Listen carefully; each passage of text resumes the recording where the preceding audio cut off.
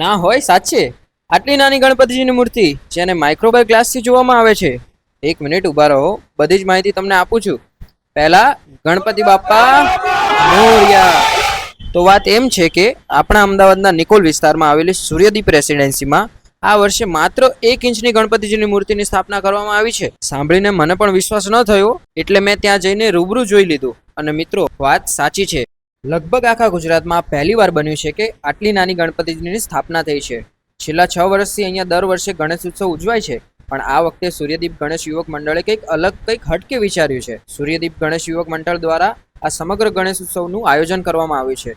તો આપણે ત્યાંના ઉપસ્થિત સોસાયટીના લોકોને રૂબરૂ પ્રશ્નોત્તરી કરીએ. આપણી પાસે ઉર્વિશભાઈ પટેલ ઉપસ્થિત છે. તેમને પૂછીશું કઈ રીતે તેમને વિચાર આવ્યો હતો, કયા મટીરિયલમાં બનાવી હતી અને શેના થ્રુ બનાવી છે. આ ફાઈબર મટીરિયલ છે અને એની ડિઝાઇન મેં બનાવી છે. એનું 3D મોડેલ બનાવ્યા પછી એનું પ્રિન્ટિંગ થાય છે. ગણેશ યુવક મંડળ વતી આ વર્ષે લગભગ અમદાવાદમાં ફર્સ્ટ ટાઈમ અમે 1 ઇંચની મૂર્તિ લઈને આવ્યા છીએ. અહીં ફક્ત મૂર્તિ સ્થાપના જ નહીં, પણ સાથે સાંસ્કૃતિક કાર્યક્રમો અને સમાજને એકત્રિત કરવાનું ખૂબ જ સુંદર આયોજન કરવામાં આવ્યું છે. આવા અનોખા વિચારો આપણા યુવા અને નાના ભૂલકાઓને હિન્દુ ધર્મનું મહત્વ સમજાવે છે. ખરેખર સરસ અને પ્રેરણાદાયી કાર્ય છે. જય હિન્દ, જય ભારત, ગણપતિ બાપ્પા મોરયા.